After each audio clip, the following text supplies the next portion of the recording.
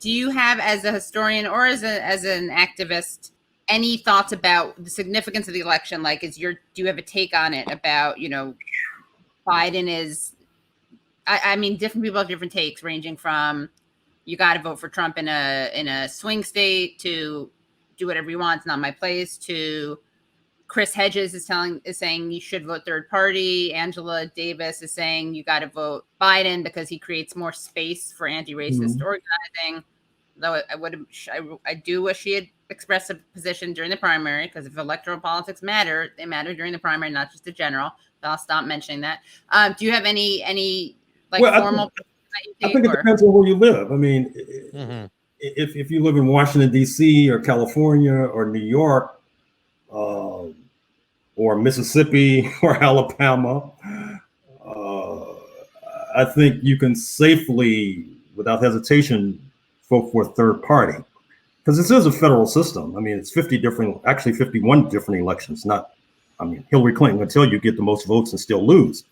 So it's state by state.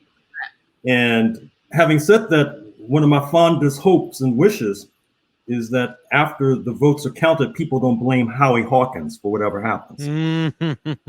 The way that Gerald Stein has been blamed for Trump, and Ralph Nader has been blamed for George W. Bush. I think if we're going to look for blame, let's in the first place blame the people who voted for Trump, and then try to come up with an analysis of why they may have done so, and then try to come up with a plan as to how to change their minds. I mean, can you imagine what kind of world this would be if in Mississippi and Alabama, where 9 out of 10 Euro-Americans vote for the right and have for more than a half century, if you could knock that down to 55%, let's not say to 0. I mean, that's asking too much. Let's say to 55%. This would be a different world altogether. I mean, quite frankly, I mean that literally. We would have much talking about having space for progressivism. That's what we need to start thinking about. And even with 2000, with the Supreme Court handing the election to George W. Bush, I didn't see that much of an effort to problematize, as literary critics say, this question of the Euro-American vote, particularly in Dixie, where you have this astonishing cross-class coalition, which, of course, to go back full circle, goes back to class collaboration and the origins of settler colonialism. Right. No, I think that's a really important point. And they're already starting to do it. I mean, this was coordinated. You had the New York Times piece on Jill Stein, on the Greens, then Jill Stein was trending on Twitter. Yeah. They're already preparing.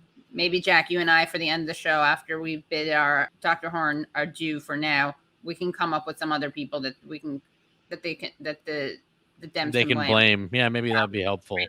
Yeah. Yeah.